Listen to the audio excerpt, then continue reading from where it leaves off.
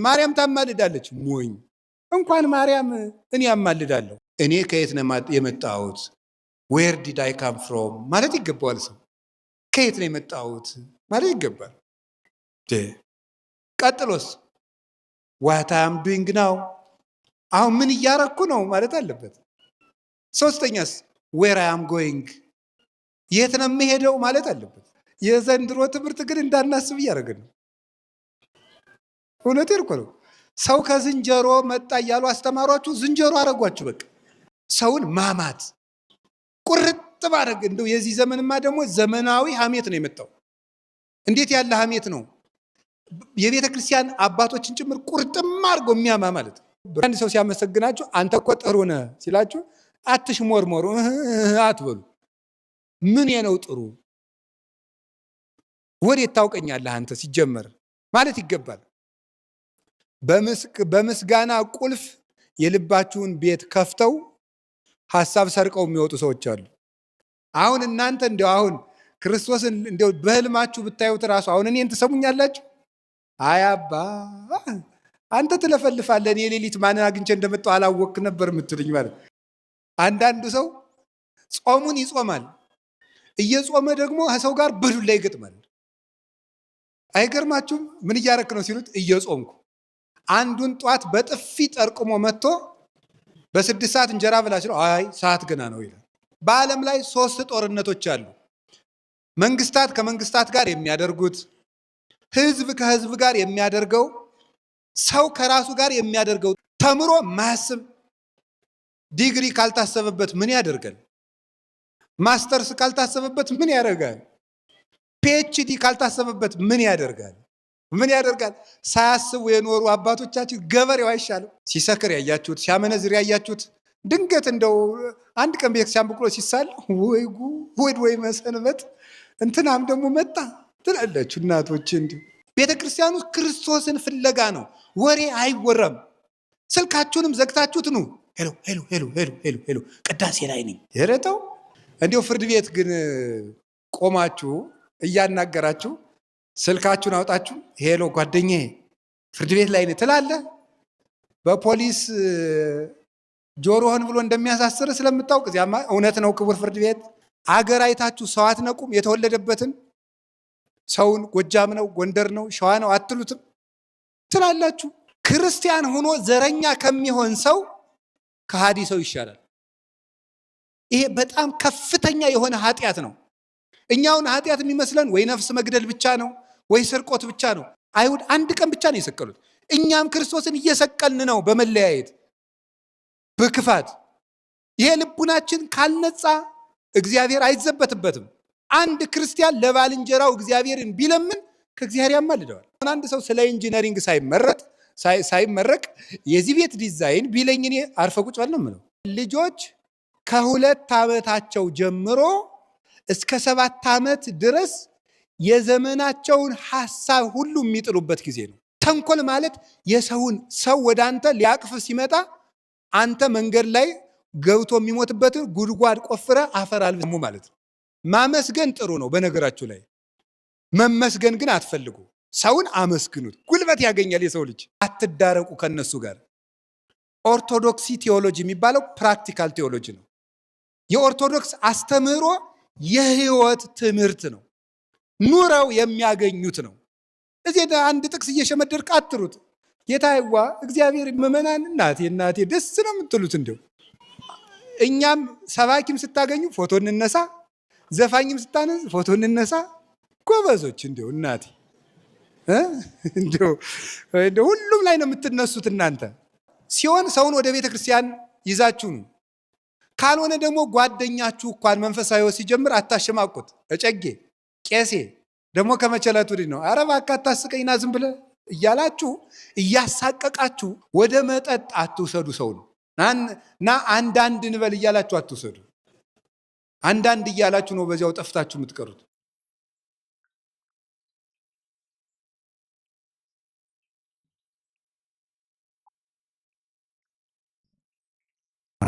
ወወልድ ወመንፈስ ቅዱስ አሃዱ አምላክ። ጌታችን የመድኃኒታችን ኢየሱስ ክርስቶስን መለኮታዊ ባህሪውን የባህሪ ጌትነቱን አብዝቶ በመጻፍ የሚታወቅ አባት የሐዲስ ኪዳን ትንቢት የሚባለውን ራእየ ዮሐንስን እስከ መንግሥተ ሰማያት ድረስ ገልጦ የጎበኘ ያስጎበኘ ያሳየን ዓይኑ የጠራለት ከሊቃነ ሃይማኖት ወንዝ እና ምንጭ የሆነ አባት ነው ቅዱስ ዮሐንስ ወንጌላዊ።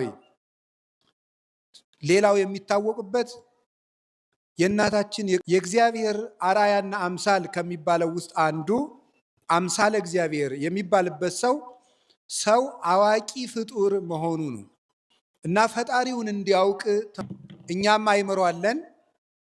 እኛና እንስሳትን ግን የሚለየን ምንድን ነው?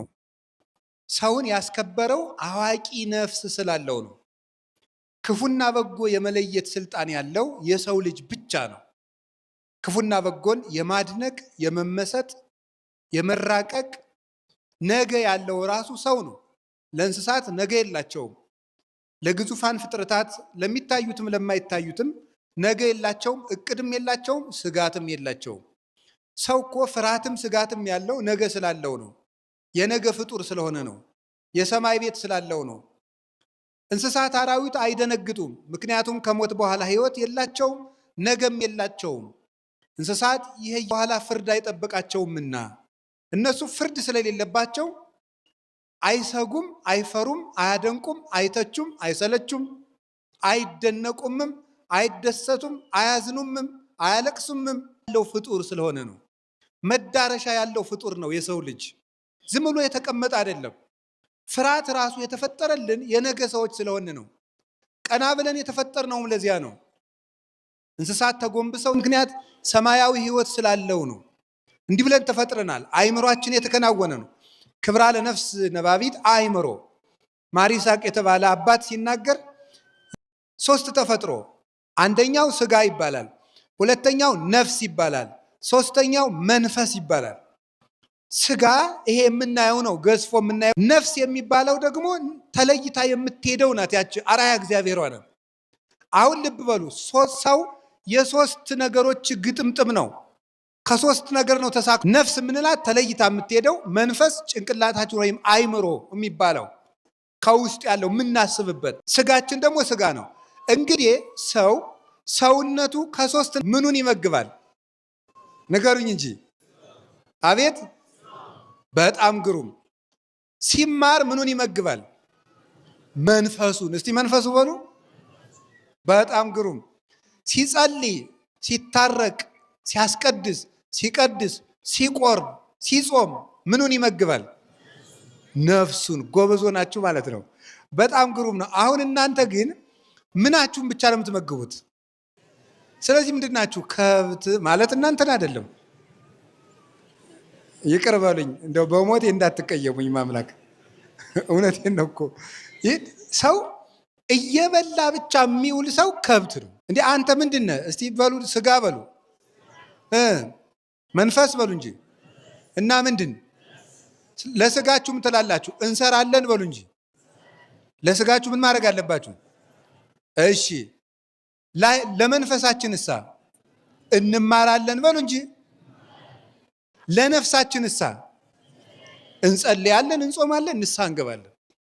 ሰው ስለዚህ በቀን 3ቱን ያላደረገ ሰው አይባልም። ሰው አይደለም። አሁን እኮ ሁሉም ቢናገሩት ሆድ ባዶ ይቀራል ነው እንጂ በዓለም ላይ ሰላምም የጠፋ መስማማትም የጠፋ ችግርም የጠፋ ምን ብቻ ነው? ስጋ ብቻ በዓለም ላይ ስለበዛ ነው። ከብት ስለማሰብ እኮ አለብን። የሰው ልጅ እንደ ሰው እንደ ባለ አእምሮ አስቡ እንጂ ብሏል ቅዱስ ጳውሎስ። እንደ ባለ አእምሮ አስቡ እንጂ እንደ ሰው አስቡ እንጂ ተብለናል። ያ የሆነበት ምክንያት ለምን ታውቃላችሁ? እውነት ለምንድን ነው የጠፋ? እውነት የነፍስ ነው። እውነት የነፍስ ገንዘብ ነው። እንዲያውም ቅዱስ ዮሐንስ አፈወርቅ እንዲህ ብሎ ይናገራል። በዓለም ላይ 3 ጦርነቶች አሉ። መንግስታት ከመንግስታት ጋር የሚያደርጉት፣ ህዝብ ከህዝብ ጋር የሚያደርገው፣ ሰው ከራሱ ጋር የሚያደርገው። ያልታረቀ ሰው ዓለምን ሲበጠብጥ ይኖራል። ወደ ውስጡ የማያስብ ተምሮ የማያስብ ዲግሪ ካልታሰበበት ምን ያደርጋል?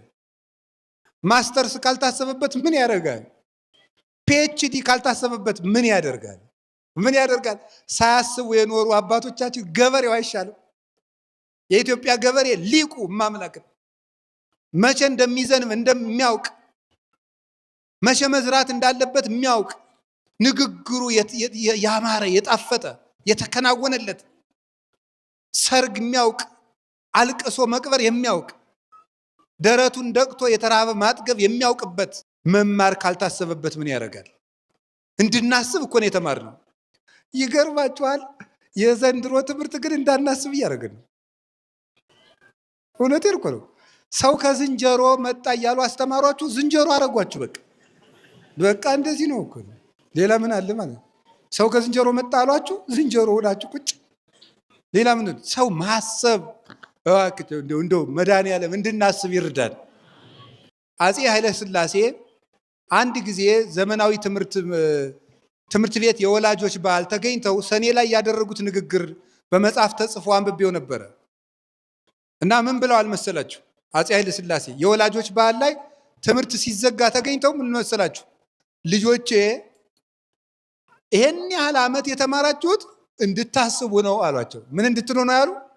እንድታስቡ። ምን እንድታስቡ አሉ? ወላጆቻችሁን እንድታስቡ፣ መምህሮቻችሁን እንድታስቡ፣ ሀገራችሁን እንድታስቡ፣ እግዚአብሔርን እንድታስቡ ነው አሉ። ይህን እንድታስቡ ነው የተማራችሁት። መማር ለማሰብ ነው ብለው ተናግረው ነበር። በሞቴ እንዴት ሰው ቢያንስ በዚች ምድር ላይ 3 ሀሳቦች ማሰብ አይደለም። እኔ ከየት ነው የመጣሁት? ዌር ዲድ አይ ካም ፍሮም ማለት ይገባዋል። ሰው ከየት ነው የመጣሁት ማለት ይገባል። ቀጥሎስ ዋት አም ዱይንግ ናው፣ አሁን ምን እያረኩ ነው ማለት አለበት። ሶስተኛስ ዌር አይ አም ጎይንግ፣ የት ነው የምሄደው ማለት አለበት። ይሄንን የማይጠይቅ ሰው አይባልም። እኔ ምንድን ነኝ ማለት አለበት። እኔ ነኝ፣ የት ነው የመጣሁት? ምንድን ነኝ? ከየት ተገኘው? ማንን እመስላለሁ? ሰው ምንድን ነው ማለት። አባቶቻችን እኮ ምን ይላሉ በገዳም? ሩጥ ሩጥ ሲል ሩጥ ኒውት ነው አይደለም። ብላ ብላ ሲል አንድ ጥቅስ እየሸመተኛ ተኛ ሲልም ተኛ፣ ሂድ ሂድ ሲል ግን ምሰሶውን ይዘር ይበል ይላል።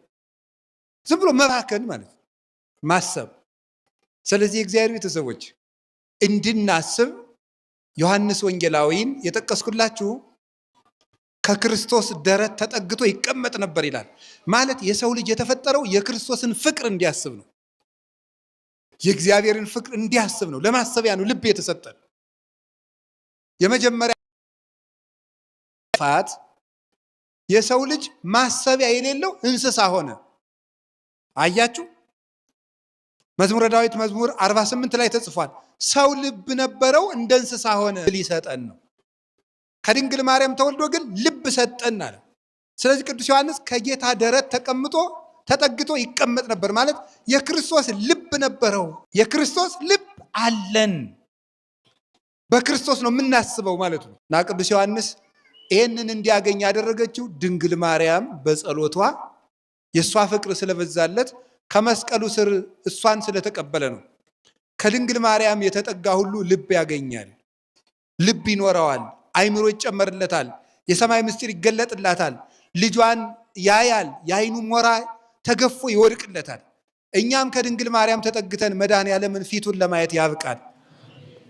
ስለዚህ ምን አለ ዮሐንስ ወንጌል ምዕራፍ 1 ላይ ከዚህ የሚበልጥ ታያለህ። መላእክት ሲወጡና ሲወርዱ።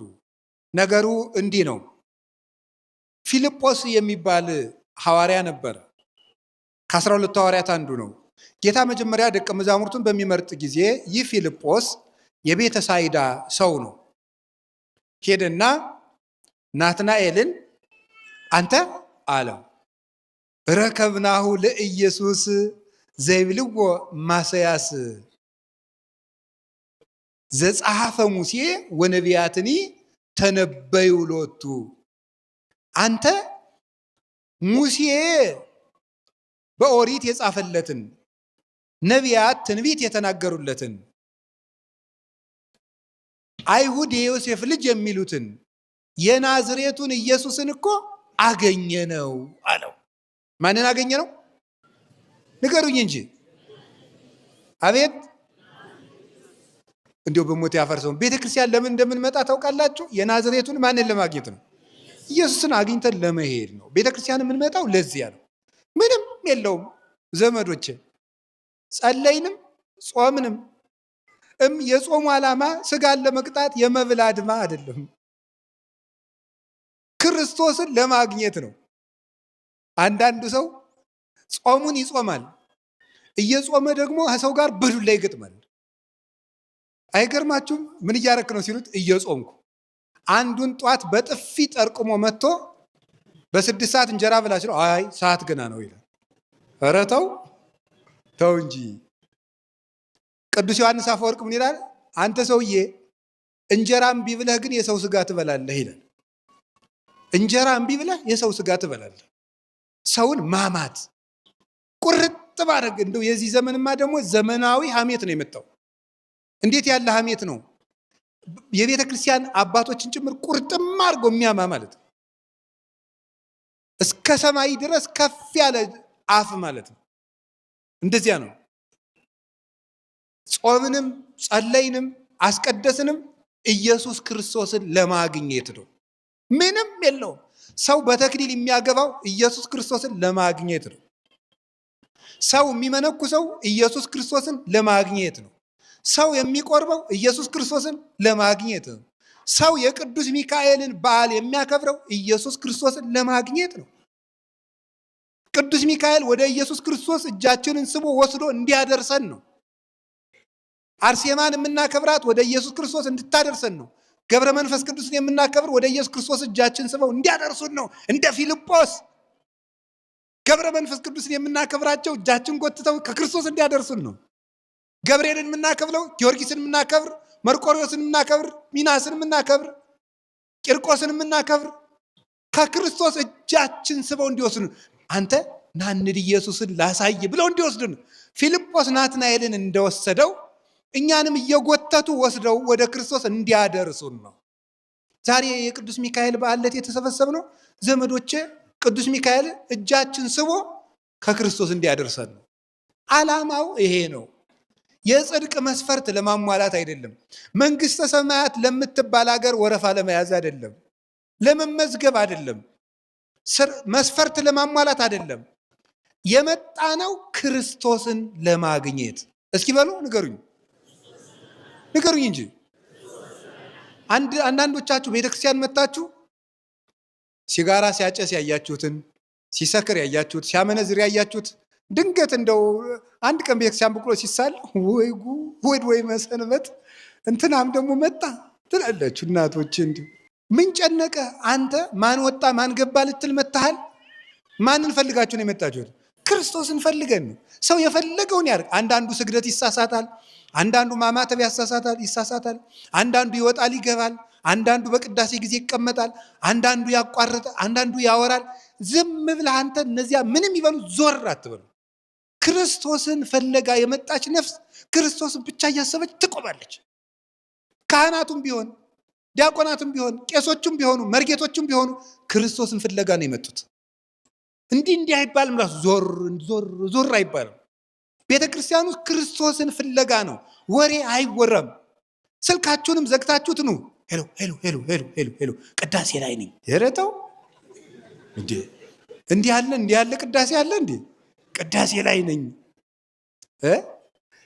ጥጋባችሁ እኮ አሁን እንዲያው እስኪ ፍርድ ቤት ቆማችሁ አያርግባችሁ፣ ግን መድኃኒዓለም ከክስ አያድርሳችሁ። እንዲያው ፍርድ ቤት ግን ቆማችሁ እያናገራችሁ ስልካችሁን አውጣችሁ ሄሎ ጓደኛዬ ፍርድ ቤት ላይ ነኝ ትላለህ።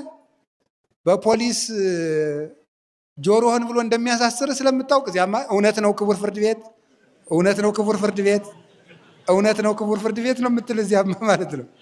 እዚያ እንደዚህ ነው። እኛ እዚህ ግን ክርስቶስ ሲፈርድ ስለማናየው በክርስቶስ ዳኝነት ፊት ቆመን እዚህ እንቀልዳለን። ክርስቶስ እኮ እዚህ አለ ዘመዶች፣ ሩቅ እንዳይመስላችሁ። የሆነ አባታችን ሆይ በሰማይ የምትኖር ስምህ ይቀደስ ስንለው ጊዜ እዚያ ላይ ቆሞ እኛን እንደው እንደዚህ ዘቅዘቅ አድርጎ አይ እነዚህ ልጆች እያለ የሚያየን መሰላችሁ?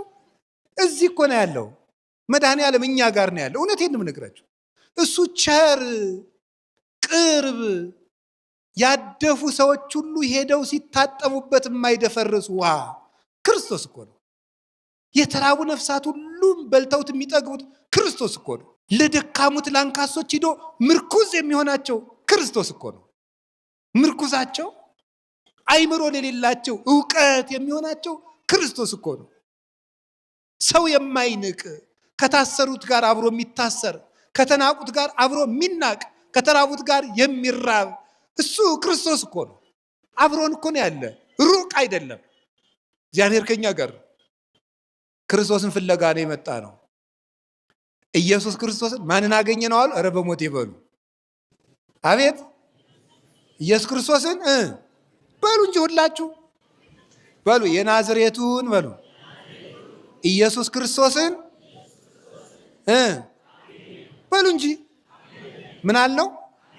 አሁን ዛሬ አግኝታችሁታል። ታምናላችሁ አታምኑ? አዎ ክርስቶስን ዛሬ አግኝተነዋል። ቤተ ክርስቲያን ስትመጡ ታገኙታላችሁ። ለምንድን ነው ታዲያ ለእያንዳንዳችን እየተገለጠ ደህና ነህ ገብረ ሥላሴ፣ ደህና ነሽ ወለተ ሥላሴ የማይለን?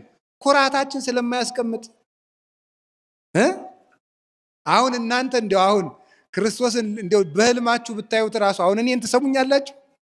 አይ አባ አንተ ትለፈልፋለህ፣ እኔ ሌሊት ማንን አግኝቼ እንደመጣሁ አላወቅክ ነበር የምትሉኝ ማለት። ስለዚህ እግዚአብሔር አቅማችንን ስለሚያውቅ ነው፣ መጠናችንን ስለሚያውቅ በትህትና እንድንኖር ብሎ ነው እንጂ እንኳን ክርስቶስን በህልማችን አይተ ነው እንዲያው ሽማግሌ ቀይ ሰውዬ ካየን ራሱ ሚካኤል እየመሰለን ኩራታችን ያስቀምጣል? አያስቀምጥንም። ስለዚህ እኮ ነው ክርስቶስ እኮ ለዚህ ነው እንጂ አብሮ አለ። ልንገራችሁ ምዕመናን፣ እዚህ ቤተ ክርስቲያን ውስጥ ስትገቡ የሆነ ግቢ ውስጥ እየገባችሁ እንደሆነ አይደለም ማሰብ ያለባችሁ። ይሄ አጥሩ በግራ በቀኝ እንደዚህ የሚመጣው የክርስቶስ እጅ ነው የሚወክለው። በግራ ያለው የእሱን እጅ ነው የሚወክለው። እሱ በሩ ላይ ስትገቡ ወደ ክርስቶስ እቅፍ እየገባችሁ እንደሆነ ነው ማሰብ ያለባችሁ። አሁን ያለነው ክርስቶስ እቅፍ ውስጥ ነው፣ እጆቹ ውስጥ ነን ያለነው። ዮሐንስ ወንጌል ምዕራፍ 10 ላይ እንደነገረን በጎቼን ከእጄ ሊወስዳቸው የሚችል የለም፣ አልቦ ዘይሃይደኒዮን፣ ከኔ የኔን በጎች ከኔ አውጥቶ የሚጥል የለም ይላል። የናዝሬቱን ኢየሱስን እኮ አገኘ ነው አለና ይዞት ሄደ። ሰውን ወደ ክርስቶስ ነው መውሰድ ያለባቸው። ወደ መጠጥ አትውሰዱ። ሰውን ና አንዳንድ እንበል እያላችሁ አትውሰዱ። አንዳንድ እያላችሁ ነው በዚያው ጠፍታችሁ የምትቀሩት። ሰውን ለመጠጥ እናንተ ሲሆን ሰውን ወደ ቤተ ክርስቲያን ይዛችሁ ነው። ካልሆነ ደግሞ ጓደኛችሁ እንኳን መንፈሳዊ ሕይወት ሲጀምር አታሸማቁት። እጨጌ ቄሴ ደግሞ ከመቸለቱ ነው ኧረ እባክህ አታስቀኝና ዝም ብለህ እያላችሁ እያሳቀቃችሁ ሰው እንደ ከብት የሚበላ የነበረው አቡነ ብሎ ሲበላ ታሸማቀቁታላችሁ። ይሰክር የነበረ ሰው ስካሩን ትቶ ቤተክርስቲያን መምጣት ሲጀምር እናሸማቀቀዋለን። እንደ ፊልጶስ ሰውን ቤተ ክርስቲያኑ ይዞ መሄድ። ናማ ኢየሱስ ክርስቶስን አገኘ ነው አለው። የወሰደና አንተ አለው ቦኑ ይትካሃል ከመ ብእሲ ሄር ይጻ እምናዝሬት፣ ከናዝሬት ደግ ሰው ሊወጣ ይችላል አለው። መተኸይ አለው። ናትራይ እስቲ መተኸይ በሉ። አገሪቱ የድሃ መንደር ስለሆነች ትልቅ ሰው አይወጣባትም ተብሎ ተደምድማ ነው ምስኪኒቱ። አሁን እናንተስ እንደዚህ አትሉም? ደግሞ የዚህ ሀገር ሰው ጥሩ ሰው አለ አትሉም? በአማርኛ ላምጣው አትሉም? አገር አይታችሁ ሰው አትነቁም? የተወለደበትን ሰውን ጎጃም ነው ጎንደር ነው ሸዋ ነው አትሉትም? ትላላችሁ። እንደ ናትናኤል ማለት ከናዝሬት ደግሞ ደግ ሰው ይወጣል እንዴ? የኛ ሀገር ነው እንጂ ብሎ ማለት አያችሁት? የኔ ሀገር ነው ጀግና፣ የኔ ሀገር ነው ጥሩ፣ የኔ ሀገር ነው አዋቂ፣ የኔ ሀገር ነው ለጋስ አይባልም። ሰው የእግዚአብሔር ሰው ነው። እስቲ የእግዚአብሔር ሰው በሉ ንገሩኝ እንጂ። የኛ የክርስቲያኖች ሀገራችን በሰማይ ነው። ፊልጵስዩስ ምዕራፍ 3 ቁጥር 18 ሸዋ ስለወንክ የምታገኘው መንግስተ ሰማያት የለም። ለጎንደሬ የተዘጋጀ መንግስተ ሰማያት የለም። ለጎጃሜ የተዘጋጀ መንግስተ ሰማያት የለም። ለክርስቲያን የተዘጋጀ መንግስተ ሰማያት ብቻ ነው ያለው። የእግዚአብሔር ቤተሰቦች ሀገራችን ኢትዮጵያን እንደ ኢትዮጵያነቷ ብናቆያት አንድ ሆነን ብናስብ እንድናለን። እንዲህ ግን ብንቆራረጥ ግን ተቆራርጠን እንወድቃለን። እንዲሁ በሞቴ አሁን እኮ የቀረን የቤት ቁጥር ዘረኝነት ነው። የጎጡማ ሞልቶ ፈሷል። የቀረ እኔ ነው። ልንገራችሁ ክርስቲያኖች፣ ክርስቲያን ሆኖ ዘረኛ ከሚሆን ሰው ከሃዲ ሰው ይሻላል። ይሄ በጣም ከፍተኛ የሆነ ኃጢአት ነው።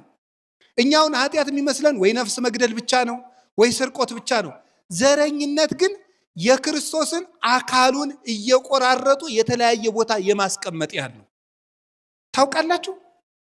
እስቲ አንድን ሰውዬ ወዳለሁ እያላችሁ ቀኝ እጁን ቁረጡና ሌላ ቦታ አስቀምጡት። ግራ እጁን ቁረጡና ሌላ ቦታ አስቀምጡት።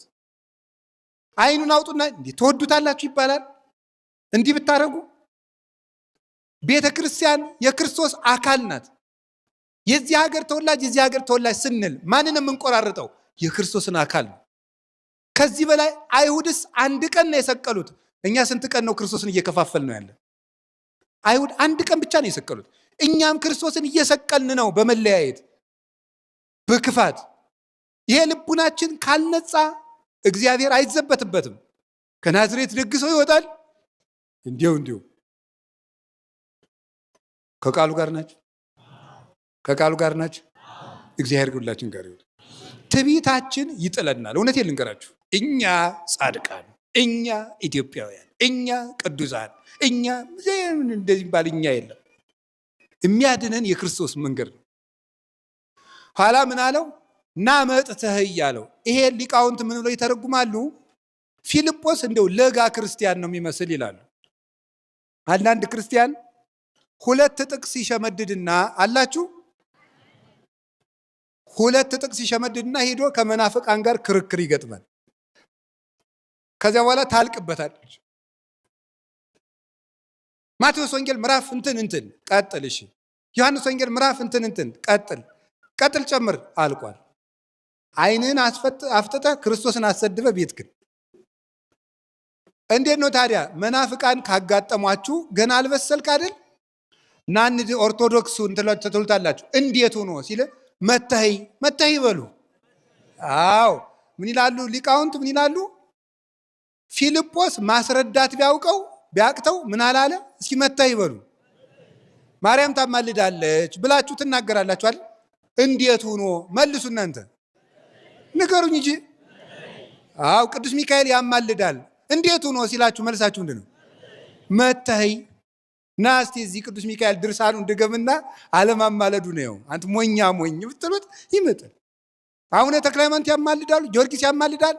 አዎ እንዴት ሆኖ ሁላችሁ አንድ ጊዜ በሉ። መተህ እመቤቴን እኔ ራሴ ያሳያችሁ የለ ማለት እኔ አቡነ ተክለ ሃይማኖት ያደረጉልኝ ብነግራችሁ፣ ቅዱስ ጊዮርጊስ ያደረገልኝ ብነግራችሁ፣ እግዚአብሔር በፊቴ ቆሞ በሚፈርድብኝ በእግዚአብሔር ፊት ነው የምናገረው። ቅዱስ መርቆሬዎስ ያደረገልኝን፣ ቅዱስ ቂርቆስ ያደረገልኝን፣ አቡነ ገብረ መንፈስ ቅዱስ ያደረጉልኝ በትክክል ነው። ቅድስት አርሴማ ያደረገችልኝን መታችሁ እዩ። እናንተ ሞክሩት። መታይ ክርስትና የተፈተነ ነው በእውነት ማለት ነው። የተፈተነ የታወቀ የተረዳ ነው። እውነቴን ነው የምነግራችሁ። ከቃሉ ጋር ናችሁ እንዴ? አሁን አንድ ሰው ነው የነገረኝ። ሌባ ከግቢው ገብቶ ጧት ከግቢው ውስጥ ቆሞ ተገኘ። ምን ሆነ ነው ያልወጣ ሲባል ሰውየው ለካ ከቤተክርስቲያኑ ግቢ አንድ የቅዱሳን ስዕል ሰቅሏል። እኒህ ሰውዬ አልሰደኝ ብለው ነው ያለ ሌባው ማለት አላንቀሳቀሰኝ ብሎ። አሁን ድረስ ይደረጋል። ሁላችን ተፈውሰናል በቅዱሳን ጸበል። እኔ ራሴ እጄን እያመመኝ ያየሁትን ነው። እኔ ታዲያ ምን ፈልጌ ነው እዚህ ውስጥ ተክለ ሃይማኖት ገብረ መንፈስ ቅዱስ ሚካኤል ምልን ምን ብዬ ነው እንዴው? ሌላው ብቀር እንጀራ ቸግሮኝ ነው እንዴ? ምን ብለን ነው ታዲያ እኛ ምን እዚህ ውስጥ እኔ ዓመት እስከ ዓመት ድንግል ማርያም እያልኩ የምሰብከው ምን ቸግሮን ነው? እኛ እንጀራ ቸግሮን ነው? እናንተ የምትበሉትን እንጀራ እኛ ጽፈን ደጉሰን ተናግረን አውርተን መብላት አቅቶን፣ እናንተ እንኳን አውርታችሁ እየበላችሁ አይደል? ምን ሆነን ነው እዚህ ውስጥ ታዲያ የምንኖረው? እዚች ቤተክርስቲያን ውስጥ የምንኖርበት ምክንያት በእርግጥ እኔ እንደ መረጃ የቤተክርስቲያንን እውቀት ስለሸመደድን ሳይሆን እግዚአብሔር ስላደረገልን ነው። መተህ በሉ ንገሩኝ። ስለዚህ በዚህ በየቲክቶኩ በየፌስቡኩ አትዳረቁ ከነሱ ጋር። ኦርቶዶክሲ ቴዎሎጂ የሚባለው ፕራክቲካል ቴዎሎጂ ነው። የኦርቶዶክስ አስተምህሮ የህይወት ትምህርት ነው። ኑረው የሚያገኙት ነው። እዚህ አንድ ጥቅስ እየሸመደድክ አትሩት። ጌታዬዋ እግዚአብሔር የሚገኘው በመኖር ነው።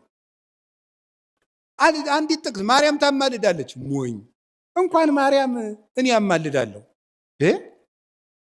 ምን ማለት ነው? ምን ማለት ነው? አንድ ክርስቲያን ያማልዳል። ታውቃላችሁ? አንድ ክርስቲያን ለባልንጀራው ቢጸልይ ያማልዳል አያማልድም? አንድ ምዕመን ማለት ወንድም ሆነ ሴትም ሆነ እኔ ብቻ አይደለሁም እኮ አንድ ክርስቲያን ለባልንጀራው እግዚአብሔርን ቢለምን ከእግዚአብሔር ያማልደዋል። የቅዱሳን ፍጹም ነው፣ ነውር የለበትም። የኛ ግን ኃጢአት የተቀላቀለበት ነው። ለባልንጀራችን ብንጸልይ ከነ ነውራችን፣ ከነ ድክመታችን፣ ከነ ክፋታችን፣ ከነ ርኩሰታችን ነው እኛ ብንጸልይ። ድንግል ማርያም ግን ንጹሕ አእምሮዋን ይዛን የምትጸልየው። ማንም ሰው ለባልንጀራው የሚጸልይ ባልንጀራውን ከስህተት የሚመልስ ቢኖር እሱ የእግዚአብሔርን ድነት ገንዘብ ያደርጋል ተብሎ አንደኛ ያዕቆብ መልእክት ምዕራፍ 5 ላይ ተጽፎልናል። ለባልንጀራችን ሁላችንም መጸለይ እንችላለን። አይገርማችሁም? መተይ በሉ። ልክ ምን አላችሁኝ? መተይ። በቃ እኔ ወንድሜ አርሴማ ምን አድርጋልህ ነው ቢለ መተይ። እኔም አንዳንድ ሰው ሰምታችሁ አታውቁም? የተሰማኝን ደስታ ልነግርህ አልችልም የሚል ሰው ሰምታችሁ ታውቃላችሁ? እንደዚህ ያለው እኔ ልነግርህ አልችልም። መተይ ዝም ብለህ ተማር። መተህ በተግባር ተመልከት እግዚአብሔርን። ኤልሳ የድሃይቱን ቤት ሲሞላላት፣ ልጇን ሲያስነሳላት፣ ኤልያስ የሞተ ሲያስነሳ፣ ባዶ ማዲጋ ሲሞላ መተህ ይልቅ ተመልከት። መተህ ጳውሎስ እንኳን በአካሉ በጨርቁ ጫፍ ሙት ሲያነሳ ና መተይ። እንኳን በጨርቅ ጴጥሮስ በጥላው በረጅሙ ጥላ ሙት ሲያነሳ መተይ ና መተይ አለው። ስለዚህ ደካማ ክርስቲያን ጭቅጭቅ አይገጥምም። ክርክር የሚፈልግ ሰው ሰይጣናዊ ነው። እናንተ እዚያ ውስጥ አትግቡ። ለመምህርነትም አልተሾማችሁም። ሀብተ መንፈስ ቅዱስ የመከራከር ጸጋ ያልተሰጠው ሰውም አይከራከርም። መከራከር የሚችለው እንደ እስጢፋኖስ የመንፈስ ቅዱስ ሀብት ያደረበት ሰው፣ የተማረ ሰው፣ ምስጢር ያደላደለ ሰው ነው።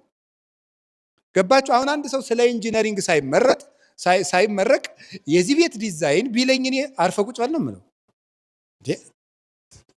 ምን የሚሉ ቀልድ ነው? ሳይክል ነድቶ የማያውቅ ሰውዬ የመንጃ ፈቃድ ልስጥ ቢለኝ እኔ ይሻልልም ትላላችሁ? ያልተማረውን ወዴት ብሎ ነው የማየው? አዲስ አበባ ግቢ ውስጥ ዝም ብሎ ወይም ትልቅ ከተማ ውስጥ እየበላ ያደገ ልጅ ጤፍና አዘራር ሊያስተምር ብለኝ በልዝም ብለህ ሻይ ፈልገ ነው ዳቦ ቁርስ ልስጥ ነው የምለው። ሰው ያላወቀውን አያስተምርም። ባላውቃችሁ ጉዳይ አትጨቃጭቁ። እንዲህ ነው አትበለው። ማርያም እንዲህ ናት፣ ሚካኤል እንዲህ ነው ብላችሁ አንድ የበሉ ሁላችሁ መጥተህ ምን በል እይ ነው ያለው። ስለ ክርስቶስም ቢሆን ሰዎች ቢናገሯችሁ እንዲህ ነው ብላችሁ እና ክርስቶስን መጥተህ እየው። ይቺ ቤተ ክርስቲያን ቅድስት ክብርት አሐቲ እንደሆነች እና ጸልየባት፣ ኪዳን አስደርሰባት፣ አስቀድሰባት፣ ቆርበህባት እና መጥተህ እይ በሉ። ወሰደው። ሲወስደው ምን አደረገ መሰላችሁ? ከቃሉ ጋር ናችሁ? ማሳየት ከመናገር ምን ይበልጣል? እስኪ ንገሩኝ። አቤት ማሳየት። እናንተ አሁን እዚህ የተሰበሰባችሁት ሁሉ ልጆቻችሁ ጥሩ ልጆች ሆነው እንዲያድጉ ትፈልጋላችሁ? አቤት። አዎ። ግን ልጆቹ የሚፈልጉት ምን እንደሆነ ታውቃላችሁ? ማየት። እስኪ ማየት በሉ። ከምታቆርቧቸው በላይ ምንድን ነው የሚፈልጉት እነሱ? ምን እነሱን ብቻ ከማቁረብ ይልቅ ምንድን ነው ማየት የሚፈልጉት? ስትቆርቡ ማየት ነው። ቆይተው ከፍ ሲሉ አባባ እማማ ግን ልጆች ብቻ የምንቆርብ ለምንድን ነው ይላሉ። ከፍ ሲሉ ማለት ነው። ከመናገር ማሳየት ነው የሚበልጠው።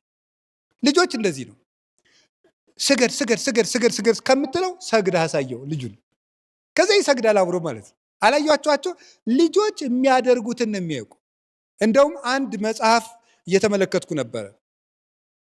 በተለይ ልጆች ከ2 ዓመታቸው ጀምሮ እስከ 7 ዓመት ድረስ የዘመናቸውን ሐሳብ ሁሉ የሚጥሉበት ጊዜ ነው። አሁን የ2 ዓመት ልጅ ዝም ብሎ ቀዥቃዣ ስለሆነ የማይሰማ ነው የሚመስላችሁ?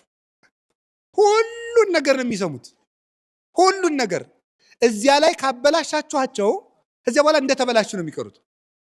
ልፋት ይጠይቃሉ። 2 ዓመት ጀምሮ ጥንቃቄ የምታደርጓቸው ነገር የማይሰሙ ይመስሏችኋል? ይሰማሉ። የማያዩ ይመስሏችኋል? ያያሉ።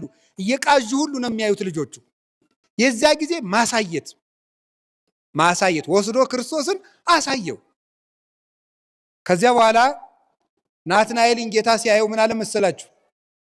ነዋ ዘበአማን እስራኤላዊ ዘአልቦ ጽልሁት ውስተ ልቡ፣ በልቡናው ክዳት ሽንገላ የሌለበት እውነተኛው እስራኤላዊ ገና አሁን መጣ አለ ጌታ። እውነተኛው እስራኤላዊ ገና አሁን መጣ። እሱ ክርስቶስን ለማየት ከመምጣቱ በፊት ክርስቶስ ግን እሱን እያየው ነበር። ከዚያ በኋላ ናትናኤል እውነተኛ እስራኤላዊ በልቡናው ሽንገላ የሌለበት፣ ሽንገላ የሌላባቸው ሰዎች እግዚአብሔር ነው ያሉ። ሽንገላ ማለት በአፍ ሌላ በልብ ሌላ ነው። እሱ ክፉ ኃጢአት ነው። የእግዚአብሔር ቤተሰቦች ሰውን ስትወዱት ከልባችሁ ወይ ውቀሱት ወይ ተከራክራችሁ ታረቁት፣ አስረዱት። በአፍና በልብ ግን አትለያዩ። ከእኛ ቤትም ይሄ ሳይመጣ አይቀርም ወደኛ ወደ ቄሶቹ ማለት ነው።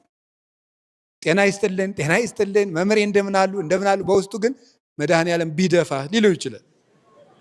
እንደዚህ ያለ ይሄ በጣም ለኛቱ ነው። ተንኮል ማለት ሰው ወደ አንተ ሊያቅፍ ሲመጣ አንተ መንገድ ላይ ገብቶ የሚሞትበትን ጉድጓድ ቆፍረ አፈር አልብሙ ማለት ነው። ስለዚህ የእግዚአብሔር ሰዎች ሽንገላ አትያዙ። እግዚአብሔር የሚፈልገው ምንድነው? ንጹህ ልብ ነው የሚፈልገው። ሌላ ምንም አይፈልግም። ጥላ አይቸግረው፣ ሳንቲም አይቸግረው፣ ጧፍ አይቸግረው። አንድ ሰው ሲያመሰግናችሁ አንተ እኮ ጥሩ ነህ ሲላችሁ አትሽሞርሞሩ፣ አትበሉ። ምን የነው ጥሩ? ወዴት ታውቀኛለህ አንተ ሲጀመር ማለት ይገባል። በምስጋና ቁልፍ የልባችሁን ቤት ከፍተው ሐሳብ ሰርቀው የሚወጡ ሰዎች አሉ። አመስግነው ማለት ነው። ሰማችሁ? ምስጋና ይጎዳል። ሁላችሁም ምስጋና አትውደዱ፣ ወንዶችም ሴቶችም። ምስጋና መውደድ በጣም እያመሰገነ ሰው ከመሬት ተነስቶ ካመሰገነ ነገር አስቧል ማለት ነው። አዳምን ሂዶ የሰማይና የምድር ንጉሥ አዳም ደህና ነህ አለው እባብ። ወንድሜ ለይ፣ የሰማይ ንጉሥ ማን ነው አለው? እግዚአብሔር ነው አለው። ምስጋናን ማመስገን ጥሩ ነው። በነገራችሁ ላይ መመስገን ግን አትፈልጉ። ሰውን አመስግኑት፣ ጉልበት ያገኛል የሰው ልጅ። ሰው አያርጎ ምስጋና ጉልበት የሚሆነው ይገርማችኋል እኮ። አሁን የታመመውን ሰውዬ ታሞ እንደተኛ ጎበዝ ነህ አንተ፣ እኔ እኮ ገና ጉንፋን ሲይዘኝ ነው እንዲሁ ለአንደኛው ጠቅልል ብዬ የምተኛ፣ አንተ እኮ እንዴት አድርገህ ቻልከው ስትሉት አዎ ይላል። ደስ ይለዋል፣ ይነቃል፣ ጉልበት ያገኛል። ሰውን እያመሰገኑ ማበርታት ጥሩ ነው፣ በቅንነት ማለት ነው። ሕፃናት አላያችኋቸው ምስጋና እንዴት እንደሚሰራ? እቤት የእናታቸውን ስኳር ይደፉታል። አይጨግነው ጎበዝ ሲሉት ምን አባቱን ይሄ ደንባራ ካልሆነ እሪ ይላሉ። ሲያመሰግኑት ግን እግሩ ቢሆን እየደማም ቢሆን ይስቃል። ምስጋና ጉልበት አለው። ሰው እኮ በዚህ በገጠሩ ጭቃ ላይ ወድቆ መጀመሪያ ሰዎች ምን እንደሚሉ ዞር ብሎ ነው የሚያየው። እግሬ ምን ሆኗል አይደለም የሚለው፣ ሰዎች ምን ይሉኛል ነው የሚለው። አይገርማችሁም? ሰው ምስጋና ይፈልጋል። ስለዚህ በአግባቡ ስጡት። በአግባቡ ሳናውቅ አይደለም፣ አውቀን በትክክል የሰው ልጅ በሰራው ስራ። ሰው የሰራውን ስራ ደግሞ አለማመስገን ምቀኝነት ነው። ደግሞ የሚሰራን ሰው አመስግኖ ጉልበት መሆን፣ አይዞ በርታ፣ አንተ እኮ ነህ እንዲህ ያደረግክ ማለት። እናንተ ምስጋና አትቀበሉ፣ ሰዎችን ግን በአግባቡ አመስግኗቸው። ናትናኤል የታውቀኛለህ አለው። ጌታን እኮ ነው። ለዚያውም ምን አለው? እምቅድመ ይጸውዕከ ፊልጶስ ርኢኩ ከመ ታሕተ ዕፀ በለስ። ፊልጶስ ሳይጠራህ ከበለስ ስር አውቃለሁ። እስኪ ከበለስ ስር እያየሁ ነበር በሉ። ከምን ስር? ከበለስ ስር። በአጭር ቃል አንዷን ትርጉም ብቻ ነው የምንገራችሁ። በለስ የተባለ ኃጢአት ነው። በለስ ቅጠሉ ሰፋፊ ነው። ኃጢአት ተንሰራፍታብህ አይቻለሁ እያለው ነው። ሁለተኛስ በለስ ለጊዜው ሲበሉት ምን ይላል? ይጣፍጣል። ቆይቶ ግን ይኮመድዳል ወይም ይሆመጥጣል። ኃጢአትም ለጊዜው ሲሰሯት ምን ትላለች? ደስ ደስ ሰርተዋ ሲጨርሱ በጸጸት ትገርፋለች። ከበለስ ስር አይሃለው የሚለው አያርጎ ደስ የሚለው የእግዚአብሔር ቤተሰቦች ከበለስ ስር አይሃለው ማለት ምን እንደሆነ ታውቃላችሁ? ኃጢአት ሰፍኖብን እያለ ራሱ ክርስቶስ ምን ይለናል?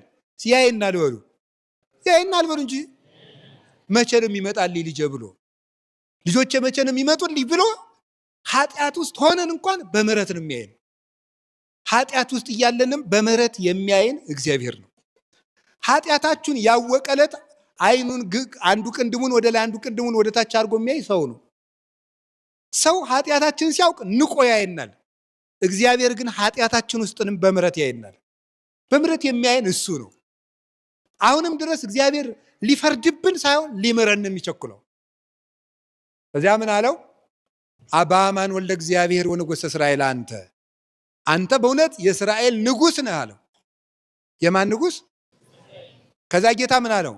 ፊልጶስ እኔ ከበለስ ስር አውቃለሁ ስላልከኝ ነው ስላልኩህ ነው የእስራኤል ንጉሥ ያልከኝ አለው። አማን አማን እብለክሙ እምይእዜሰ ዘየአቢ እምዝ ትርእዩ እንዘ ይትረኃዋ ሰማያት ወመላእክተ እግዚአብሔር ያርጉ ወይወርዱ ሀበ እጓለ እምሕያው። እውነት እውነት እላችኋለሁ አሁን ግን ከዚህ የሚበልጥ ታያለህ። አንተ የእስራኤል ንጉሥ ነው ብለኸኛል። ነገር ግን መላእክት ወደ ሰው ልጅ ሲወጡና ሲወርዱ ከዚህ የሚበልጥ ታያለህ። የሰማይ መስኮት ሲከፈት መላእክት ሲወጡና ሲወርዱ ታያለህ አለው። ርዕሳችን ላይ ደረስን። የእስራኤል ንጉሥ ነው ቢለው የለም ከንጉሥ በላይ የሚሆን ነገር ታያለህ አለው። አንተ የእስራኤል ንጉሥ ነው ቢለው ከዚህ የሚበልጥ ታያለህ አለው። ምን ማለት ይመስላችኋል? ክርስቶስን የእስራኤል ንጉሥ ሲለው ታያለህ ሲለው የለም እኔ የእስራኤል ንጉሥ ብቻ አይደለሁም። የማን ንጉሥ ነኝ ማለቱ ነው? የመላእክትም ጭምር ንጉሥ ነኝ ማለቱ ነው። ግን እኔ የመላእክት ሁሉ ንጉሥ ነኝ። ማን? ክርስቶስ የመላእክት ሁሉ ንጉሳቸው ነው። ሰው የሆነው አምላክ የመላእክት ንጉሥ ነው። እስኪ አንድ ጥያቄ ልጠይቃችሁ። መላእክት ወደ ሰው ልጅ ሲወጡና ሲወርዱ ታያለህ። አንድ ጊዜ ይህን ቃል በሉት። መላእክት ወደ ሰው ልጅ ሲወጡና ሲወርዱ ታያለህ። ምን ሲሉ? ወደ ማን? ወደ ማን? ወደ ሰው። ጆሮአችሁ መስማት አለበት። እሺ፣ መላእክት ወደ ሰው ልጅ ሲወጡና ሲወርዱ ማን? መላእክት ወደ ማን? አቤት ጥሩ። አሁን እዚህ ውስጥ የሰው ልጅ የሚለው ጌታ ማንን ነው? ራሱን። እስቲ ራሱን በሉ። ክርስቶስ ራሱን የማን ልጅ እያለ ይጠራል? ጥሩ። ስለዚህ መላእክት ወዴት ነው ሲወጡና ሲወርዱ? አቤት እንግዲህ ትምህርቷ ትንሽ ጠጠር ልትል ስለሆነ ነው። 5 ደቂቃ ነው የምትጠጠረው። አይዟችሁ። ወደ ሰው ልጅ ሲወጡና ሲወርዱ የሰው ልጅ ያለው ጌታ ማንን ነው? አቤት። ምክንያቱም ራሱን ሁልጊዜ ጌታ ማን እያለ ያስተምረዋል? የሰው ልጅ። ከማን ስለተወለደ? አንድ ሀሳብ ልንገራችሁ። አሁን ገሊ አንድ ሰው መጥቶ እኔ የሰው ልጅ ነኝ ቢል እና ማን ምንድን ነው ብሏል አትሉትም? ለምሳሌ እኔ መጥቼ እኔ እኮ የሰው ልጅ ነኝ፣ አባቴ ሰው ነው፣ እናቴም ሰው ናቸው ብላችሁ እንዴ ማን የጥጃ ልጅ ነህ አትሉኝም? እናንተ እንዴ አትሉም ትላላችሁ። ሰው የሰው ልጅ ነኝ ቢል ይደነቃል አይደነቅም? አቤት። ክርስቶስ ግን የሰው ልጅ የሚለው ታዲያ ለምንድን ነው? አያችሁ፣ ሰው የሰው ልጅ ነኝ ቢል አይደነቅም እና የሰው ልጅ ነው። ክርስቶስ ግን የሰው ልጅ ነኝ ሲል ምን ማለቱ ነው? አሃ በፊት ምንድን ነው ማለት ነው? አምላክ አትሉም እንዴ? ምንድን ነው የሰው ልጅ ብሎ የሚጠራበት ምክንያት አምላክ ነኝ ግን ሰው ሆኜ የተወለድኩ ማለቱ ነው። አምላክ ነኝ ግን ምን ሆኜ የተወለድኩ ማለቱ ነው? ሰው ሆኜ የተወለድኩ ማለቱ ነው። አሁን ልብ በሉ፣ ጌታችን ኢየሱስ ክርስቶስ ይህንን ሲናገር የት ውስጥ ነው? ገሊላ ውስጥ ነው። ኢየሩሳሌም ውስጥ፣ እስራኤል ውስጥ ነው። መሬት ላይ ተቀምጦ ነው። መላእክት ወደ ሰው ልጅ ሲወጡ፣ እስቲ ሲወጡ በሉ እና ቆይ እሱ ይህን ሲናገር የት ነበረ? ንገሩኝ እንጂ። አቤት መሬት። ታዲያ ወደ ሰው ልጅ ሲወጡ ለምን ይላል እንዴ? አይገርማችሁም? ምንድን ነው ይሄ? ሲወጡና እንደው ምን ዝም ብሎ ግድ እንደማይሰጣችሁ እንኳን አልልም። ብቻ ግን እንደው ዝም ብሎ በቃ ትጸድቃላችሁ የሚል ትምህርት ቢሰብኩን እንዳትሉ። በቃ ይሄ ነው የሚያጸድቀው። አንዱ ለመጽደቅም እንዲህ ያለም ነው የምንማረው። እና ክርስቶስ ይህን ሲናገር የት ነው? የእግዚአብሔር ቤተሰቦች ምድር ላይ በሉ።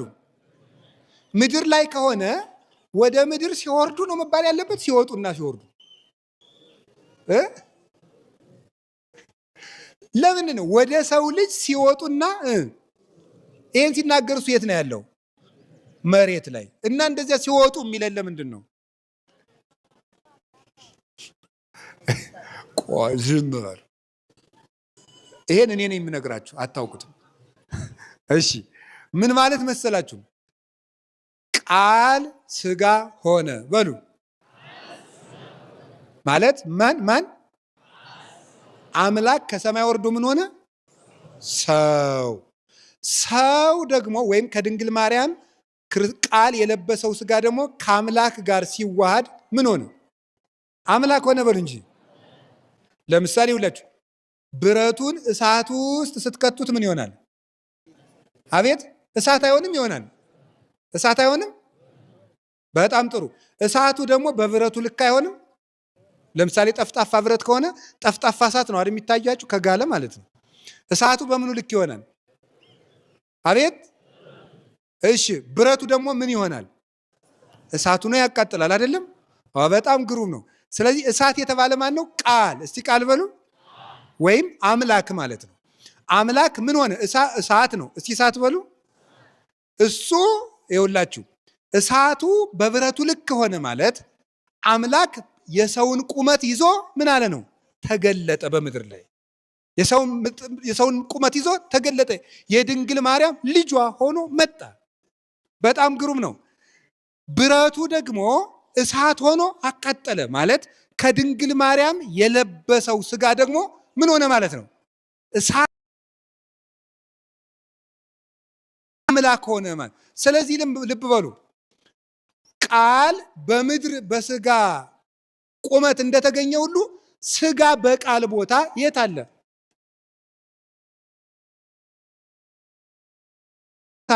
እሳቱን በብረቱ ልክ እንደሆነ ሁሉ አምላክ ስጋን ለብሶ በስጋ ምድር ሲገኝ ስጋ ደግሞ መለኮትን ተዋህዶ በመለኮት ሀገር በሰማይ አለ። ክርስቶስ ምድር ላይ እዚህ ታየዋለች። 3 ክንድ ከስንዝር ቁመቱ ነው። ሰማየ ሰማያትን ደግሞ አልፎ ሱራፌል፣ ኪሩቤል፣ መላእክት ወደ እሱ እየወጡ ቅዱስ ቅዱስ ቅዱስ እግዚአብሔር እያሉ እንደ ሻሽ ሲነጠፉለት ይታያል። ይበራል፣ በኪሩቤል ይመሰገናል። ወደ ሰው ልጅ ሲወጡና ሲወርዱ በምድር ስጋ ለብሶ ስለታየ ወደ ምድር ሊያገለግሉት ይመጣሉ። ሲወጡ ከመንበሩ ስር ሄደው ለመስገድ ይወጣሉ። ክርስቶስ ከቃሉ ጋር ናችሁ። እንግዲህ መታህ ብሎት ነበር። እስቲ መታህ በሉ። አቤት በጣም ጥሩ።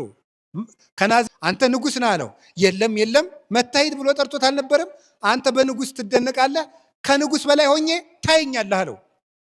ከንጉሥ በላይ ዳዊት ንጉሥ ነው፣ ሞቷል። ሰሎሞን ንጉሥ ነው፣ ሞቷል። ሳኦል ክርስቶስ ግን ሞቷል፣ ግን ሞትን ድል አድርጎ ተነስቷል። ከንጉሥ በላይ ሆኜ ታየኛለህ። እኔ ንጉሥ ብቻ አይደለሁም፣ የሕይወት ጌታ፣ የመላእክት ሁሉ ገዢ፣ የሰማይና ስለዚህ ይህን ነበር የገለጠለት። ከቃሉ ጋር ናችሁ። ከዚያ መች አየው ታዲያ? መታየ አለው። መላእክት ሲወጡና ሲወርዱ ያለው አሁን አላየም። መች አየ? ጌታ ከጥምቀት ሲመለስ መላእክት ሲያገለግሉት የማቴዎስ ወንጌል ምዕራፍ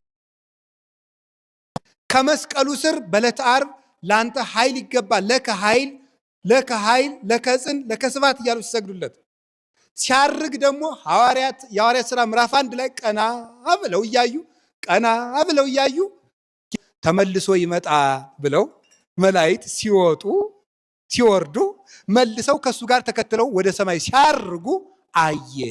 የሰማይ ደጅ ተከፈተ። ሃይማኖት የተመኙትን ያሳያል። ይዘገያል እንጂ ሳናየው አንቀርም። በጎ ነገር እናያለን። ግን አንድ ነገር ልንገራችሁ፣ ከተማ ያያችሁ አይታችኋል። ጥሩ ሀገር ያያችሁ፣ አሜሪካን ያያችሁ፣ ቻይናን ያያችሁ፣ ዱባይ ሄዳችሁ የተዝናናችሁ፣ ሲንጋፖርን ያያችሁ፣ አውሮፓም የሄዳችሁ፣ መካከለኛው ምስራቅም የሄዳችሁ እዚህ ሀገርም ጥሩ ጥሩ ሆቴል የተዝናናችሁ፣ አይ እንዲህ ያለው ሀገር አየሁት እኮ የምትሉ ሁሉ የለም ከዚህ ብታምኑ ግን ከዚህ የሚበልጥ ታያላችሁ። እነማንን? መላእክትን። እናንተ የሆነ ዘፋኝ አየን ብላችሁ ትደንቃላችሁ። በነገሩ ምዕመናን እናቴ ደስ ነው የምትሉት። እንደው እኛም ሰባኪም ስታገኙ ፎቶ እንነሳ፣ ዘፋኝም ስታነዝ ፎቶ እንነሳ። ጎበዞች እንደው እናቴ እንደው ሁሉም ላይ ነው የምትነሱት እናንተ ሁሉም ላይ ትነሳላችሁ። እንደው አረ እንደዚያ ናችሁ እኮ እናንተ ማለት። እንደው ጥሩ ነገር አየሁ ያላችሁ ሁሉ ኧረ እምነት ከዚህ በላይ ያሳያል። አቡነ ዛሬ ታኅሳስ 12 ላይ ትምህርቴን እየጨረስኩ ነው። የአቡነ ሳሙኤል ዘዋልድባ እረፍታቸው ነው። ዋልድባን የሚያክል ገዳም ትልቁን ገዳማችን የኢትዮጵያ ገዳማት መመኪያ የሆነውን ገዳም ያቀኑት አቡነ ሳሙኤል ምድርን እንደ መሶብ ከፍ አድርገው ለጌታ ያስባረኩት፣ ቅዳሴ ሲቀድሱ እናታችን ድንግል ማርያም መታ ነጭ ዕጣን ከቅዳሴው መሃል ያቀበለቻቸው፣ ዕንቁ የሰጠቻቸው፣ የእመቤታችን ምስጋና ሲጸልዩ ከምድር በላይ አንድ ክንድ ከፍ ብለው የሚታዩት የኢትዮጵያ ኮከብ አቡነ ሳሙኤል ዘዋልድባ ታኅሳስ 12 ላይ ረፍታቸው ነበረ። ታዲያሳ ጌታችን ኢየሱስ ክርስቶስ መላእክት ሲወጡና ሲወርዱ ታያለህ ያለው ለሱ ብቻ አይደለም፣ በሱ ለሚያምኑ ጭምር ነው። ለማን ጭምር ነው? በሱ ለሚያምኑ ጭምር ነው። አቡነ ሳሙኤል የሚካኤል ባልንጀራ ነበሩ። ቅዱስ ሚካኤል በቸገራቸው ጊዜ ሁሉ ከች ብሎ አብሯቸው ይጓዝ ነበረ። 40 ቀን ሲጾሙ ወንዝ ሲሻገሩ መጽሐፋቸው በሙሉ ወንዙ ውስጥ ወድቆ በሌላ ቀን ሲመጡ ምንም ሳይሆን ተገኝተዋል። የአውሬዎችን ልብ ሁሉ ያገርምላቸው የነበረ ቅዱስ ሚካኤል ነው ለአቡነ ሳሙኤል። ግን ፍጹም ታዛዥ፣ ሰው የሚወዱ፣ ትሕትና የነበራቸው፣ ቅዳሴ ይቀድሱ ተብለው በፍጹም እኔ አይገባኝ ምግባር ያላቸው ቅዱስ ንጹህ ካህናት አሉ፣ እኔ ኃጢአተኛ ነኝ የሚሉ ኋላ ራሱ ክርስቶስ ወርዶ ቀድስ ብሎ ቅዳሴ የሚያገባቸው አባት ነበሩ አቡነ ሳሙኤል ዘዋልድባ። ክርስቶስ ራሱ ወርዶ ቀድስ እንጂ ያንተን ምስጋና እኮ ወድጄልሃለሁ የሚለው እንዲህ ያለ አባት ነበር አቡነ ሳሙኤል። ታዲያ አቡነ ሳሙኤል ዘዋልድባ በሄዱበት ሁሉ የእንስሳት አራዊት ሁሉ ዘመዶቻቸው ሆነው ይኖሩ ነበር። ማን? ቅዱስ ሚካኤል ወደ ሰማይ እየወጣ የእግዚአብሔር ምሕረት ይዞላቸው ይመጣል። የአውሬውን ልብ ሁሉ ያለዝብላቸዋል። ነምሮቹ እሾህ ሲወጋቸው እግራቸውን አንከርፈው ወደ አቡነ ሳሙኤል ነበር የሚወጡ አውጣልኝ እያሉ። አንበሶቹ እሾህ ሲወጋቸው ወደ አቡነ ሳሙኤል እንዲህ አድርገው አምጥተው ይዘውት ይመጡ ነበር እሾህ አውጣልን ብለው። ከቅዱሳን መላእክት ጋር የተዛመደ ሰው ከአራዊት ጋር እንኳን መኖር ይችላል። መላእክት የተዛመዱት ሰው እንደዚህ ነው የሚሆነው። ቅዱስ ሚካኤል አቡነ ሳሙኤልን በዚህ መጠን ረድቷቸዋል። ይሄ ብቻ አይደለም። አቡነ ሳሙኤል ወደ ሰማይ እየወጡ ከሱራፌል ጋር ያጥኑ ነበረ። ማን ይዟቸው የሚመጣው? ቅዱስ ሚካኤል። አቡነ ሳሙኤል ሰው በምድር ትሑት ሲሆን የመላእክት ባልንጀራ ይሆናል። የመላእክት ባልንጀራ ሆኖ ያጥኑታል። ይሄንን ቅዱስ ሚካኤል እንግዲህ ይሄ የምታዩት ጠፈር አለ። ይሄንን አልፈው ከዚያ 3ኛውን ሰማይ ወጥተው 7ኛው ሰማይ የሥላሴን መንበር አጥነው ይመለሱ ነበረ። ይህ ማን ነው? የቅዱሳን መላእክት ረዳትነት። ሰው ከቆየ ሰው ቤተክርስቲያን ውስጥ መላእክትን ያያል። የእግዚአብሔር ቤተሰቦች ድንቅ ነገር ያያችሁ ሁሉ እኛ ክርስቲያኖች በዚህ ዓለም በቴሌቪዥን በሚታይ ነገር ውስጥ እንድንደነቅ የተፈጠርን አይደለም። የመላእክትን መውጣት መውረድ እያየን እንድንደነቅ ነው። አይ ብናያቸው ደግሞ አድርገው ደስ የሚሉን መድኃኔዓለም ዓይናችን ይክፈተው። አባ ዮሐንስ አፂር የሚባል ሰው በጣም ተመስጦ የነበረው ሰው ነው እና መላእክትን ለማየት በቅቶ ስለነበረ ቅርጫት ያው መነኩሴ ሰርቶ እንዲበላ ስርዓት ያዛል። ታውቃላችሁ? መነኩሴን ራሱ ስንፍና አታስተምሩ። እሺ ስሩ ነው ማለት እንዲሰሩ ነው ማገዝ እንጂ ለአንድ ሰው አሳ መስጠት ለዕለት ጉርሱ ነው እንጂ ሁልጊዜ አሳ መስጠት አይገባም። መረብ ገዝቶ መስጠት ነው። አሳ አጥምድ ብሎ ማለት ነው እንጂ ሁልጊዜ አሳ መስጠት ሰውየውን ማስነፍ ነው፣ እንዳይርበው ማድረግ ነው። ስለዚህ ቅርጫት እየሰራ ይበላል። ቅርጫት እየሰራ እየበላ ያችን ቅርጫት ሊሸጥ ገበያ ሂዶ ከገበያው መሃል ንጹህ ሰው ስለነበረ መላእክት ሲወጡ ሲወርዱ ያያል። አይገርማችሁ? ከገበያው መሃል ማለት ነው። ገበያ መሃል ውስጥ ላወቀበት ሰው ገበያ መሃል መልአክ ያያል። ያላወቀበት ሰው ደግሞ ቤተክርስቲያንም አይኑ ታውሮ ይሄዳል። በነገር ታውሮ መላእክትን ያያቸው ነበር። ኋላ ባለ ቅርጫት ስንት ነው? ሚካኤልን ያቢ ወሚመ ገብርኤል ሚካኤል ይበልጣል። እኔ ቅርጫት ነው የጠየቅኩ። ቅርጫት ስንት ነው? ሚካኤል ነው ገብርኤል ነው የሚበልጠው? ቀኑን ሙሉ እንደዚህ እያለ ቅርጫቱን ሳይሸጥ ቤቱን ሄደ። በመላእክት ፍቅር እንደዚህ የተደነቀ ማለት ነው። ሲወጡ ሲወርዱ እግዚአብሔርን ሲያመሰግኑ ፍቅራቸው፣ መዓዛቸው ያንዱ መልአክ መዓዛ ብቻ ነፍስን ከስጋ የመለየት ኃይል ያለው ጣዕም ያለ ነው። የመላእክት ማህበር የነ ቅዱስ ሚካኤል ማህበር ሳሩ እንኳን ያለ ጊዜው እንዳይነቀል የሚጸልይ መልአክ፣ ሳሩ ቅጠሉ ያለ ጊዜው እንዳይቆረጥ የሚጸልይ መዓዛ ያለው መልአክ ነው። ለቅድስት ክርስቶስ ላወቀበት ሰው ባለ ትዳር ሆኖ መላእክትን ማየት ይችላል። የግድ መነኩሴ መሆን አይጠበቅባችሁም። ቅድስት ክርስቶስ ሰምራ የ12 ልጆች እናቱና ትዳሯ ውስጥ እያለች ነበር ቅዱስ ሚካኤል በቀን አንዳንድ ህብስት ከሰማይ እያወረደ የሚመግባት። እዚያው ባለ ትዳር እያለች ላወቀበት ሰው ቤቱም ሰማይ ነው፣ ቤቱ መንግስተ ሰማያት ነው። ያላወቀበት ሰው ደግሞ ቤተክርስቲያን ውስጥ ሆኖም ሲኦል ይገባል። ቤትንም መንግስተ ሰማያት ማድረግ ይቻላል። የቅዱስ ሚካኤልን ድርሳን ስትደግሙ ቤታችሁ ሰማይ ይሆናል። እግዚአብሔር በሚያውቀው አባታችን አቡነ ሳሙኤል ዘዋልድባ ሰማይ ድረስ እንዲያጥኑ ያደረጋቸው እግዚአብሔርን ተከትለው በፍጹም ትሕትና ስለሄዱ ነው። ትሕትና ያለው ሰው የሰማይ ደጅ ይከፈትለታል። እሱ ብቻ እንዳይመስላችሁ የእግዚአብሔር ቤተሰቦች፣ አቡነ ሳሙኤል ፍጹም ጻድቅ ናቸው። ፍጹም ጻድቅ። እንደኔና እንደናንተ ያለ ኃጢአተኛ ግን ሰማይ ይከፈትለታል? አዎ። ማን? ለምሳሌ ማርያም ግብፃዊት ኢየሩሳሌም ስትሄድ በጣም አመንዝራ ከመሆኗ የተነሳ ግብፅ ካሉ ወንዶች ጋር አመንዝራ ኢየሩሳሌም ሰው ለፋሲካ በዓል ሲሄድ እዚያ ደግሞ አንድ ወንድ አላጣም ብላ ሄደች። ሰው ሁሉ ሲገባ ግን ምን አደረገ? አንድ ኃይል ደጁ ላይ እንዳይትገባ ይገፋት ነበር። የእመቤታችን ስዕል ናት። አለቀሰች። የዛ ጊዜ ፍጹም አለቀሰች። ጌታ ሆይ የዛሬን አስገባኝ እንጂ አይደግመኝም አለች። እግዚአብሔር ችሎን ነው እንጂ እኛም እኮ መግባት የሚገባን አልነበርም። ደጅ ላይ መቅረት የነበረብን ሰዎች ነን። እኔም እናንተም ሁላችን በቸርነቱ ነው እንጂ የዛሬን እግዚአብሔር አስገባኝ፣ የዛሬን ተወኝ፣ አይደግመኝም አለች። አለቀሰች፣ ገባች። የእግዚአብሔር ፍቅር ለካ እግዚአብሔር እኔንም ይቀበለኛል እንዴ? ለእኔም የተከፈተ በር አለው እንዴ? ደስ አላት። ጌታዬ ከዚህ በኋላ ከዚህ ዓለም የምፈልገው ነገር የለም፣ ምን ላድርገት? ወደ በረሃ ይቻላል። በረሃ ውስጥ ሂዳ 3 ዳቦዎችን ይዛ ብቻ ዘመኗን ስትጸልይ ከዚያ በኋላ መላእክት እየወረዱ የሚጋርዷት፣ መላእክት እጅና እጇን ይዘው በረድኤት ከፍ አድርገዋት ከመሬት 1 ክንድ ከፍ ብላ ለመጸለይ በቃቻቻ መንዝራ ሰው በእግዚአብሔር ቸርነት። ከዚያ በኋላ ቢሄድ አባ ዞሲማስ ቢሄድ ከፍ ብሎ ሲጸልይ አያት። እሱ ንጹሕ አባት ነው፣ ካህን ነው። እሷ ግን ከመንዝራነት ተመልሳ እሱ ከመሬቱ ነው፣ እሷ ከላይ ከፍ ብላ ስትጸልይ አያት። አረ እናቴ በጸሎት አስቢኝ አላት። ሌላ ጊዜ አርፋ ሊቀብራት ቢመጣ ማን ያቃብረኛል ብሎ ቢያስብ ያቺ ሰው ሁሉ ሊንቃት የምትገባ ዘማዊት ስጋዋን አናብስት ሁሉ አክብረው አንበሶቹ አክብረው ቀብሯት። አባ ዞሲማስ እስከሚመጣ ድረስ ስጋዋን ሳይበሉ አናብስቱ አንበሶቹ ከሌላ አውሬ እየጠበቁ ቆዩ። እሱ መጥቶ ሲገንዝ በቁፋሮ አግዘው ተቀበረች። የመላእክትን ፊት የምታይ ሰው ነበረች።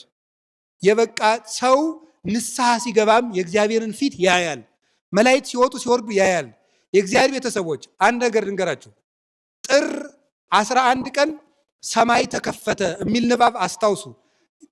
የጥምቀት መታችሁ እንድታከብሩ እዚህ ሲከበር ጥምቀተ ባሕሩ ላይ ብፁዕ አባታችን አሁን ደግሞ አዲስ ጥምቀተ ባሕርም እያዘጋጁ ነው። እግዚአብሔር የተመሰገነ ይሁን። በእውነት ለቤተ ክርስቲያን ባለ በዘመናቸው ሁሉ ትልቅ ሰፊ ነገር እያስቀመጡልን እየሄዱ ዘመናቸውን ደግሞ ከዚህ የበለጠ እንዲሰሩ ያርዝምልን። ስለዚህ አሁን አዲስ ጥምቀተ ባሕርም አለ። እሱም ካላለቀ ከቀድሞም ቢሆን ሲነበብ ስሙ። ሰማይ ተከፈተ። እስኪ በሉ ሁላችሁ ሰማይ ተከፈተ የሚለው የመንፈስ ቅዱስም ወረደ በጌታ ራስ ላይም ተቀመጠ የሚለው ያ ሰማይ ምንድን ነው የሚለውን ሊቃውንት ሲተረጉሙት ክርስቶስ ለኃጢአተኞች የከፈተው የምህረት በር። እስቲ የምህረት በር በሉ። ሁላችን እንድንገባበት የሰጠን የንስሐ በር ነው። ሰማይ ሲከፈት ታያለ ያለው አሁን ለእናንተም ተከፍቷል፣ ለእኔም ተከፍቷል። ጌታ ሲመጣ ግን ይዘጋል። ሳይዘጋብን በተከፈተው በር እንግባ። የእግዚአብሔር ቤተሰቦች እኛም በተከፈተው በር ገብተን ቅዱሳን መላእክትንና የመድኃኔ ዓለም ፊት ለማየት ያብቃል። በቤተ ክርስቲያናችን መድኃኔ ዓለም የሰማይ በሩን ይክፈትልን። ደጅ ለተዘጋብን ሁሉ መድኃኔ ዓለም የምህረት በር ይክፈትልን። ሁላችሁም የተዘጋባችሁን ነገር ሁሉ ዛሬ በቅዱስ ሚካኤል ጸሎት፣ በአቡነ ሳሙኤል ዘዋልድባ ጸሎት ይክፈትላችሁ መድኃኔ ዓለም። ኢትዮጵያ ብዙ አጥር በስቶባት የሰላም ደጅ ተዘግቶባታልና ቸሩ አምላክ ኢየሱስ ክርስቶስ ስለ ቅዱስ ሚካኤል፣ ስለ አቡነ ሳሙኤል፣ ስለ አቡነ ተክለ ሃይማኖት፣ ስለ አቡነ ገብረ መንፈስ ቅዱስ፣ ስለ ቅዱስ ጊዮርጊስ፣ ስለ ቅዱስ ቂርቆስ፣ ስለ ቅዱስ መርቆሬዎስ፣ ስለ ቅዱስ ሚናስ፣ ስለ ነቢያት፣ ስለ ሐዋርያት፣ ስለ ሰማዕታት፣ ስለ ጻድቃን፣ ስለ ደናግል፣ ስለ መነኮሳት፣ ስለ ወላዲተ አምላክ፣ ስለ ድንግል ማርያም፣ ስለ ቅዱስ መስቀሉ፣ ስለ ቆረሰው ስጋው፣ ስላፈሰሰው ደሙ የምህረት በሩን ይክፈትልን። ወስብሐት ለእግዚአብሔር። ይቆየን።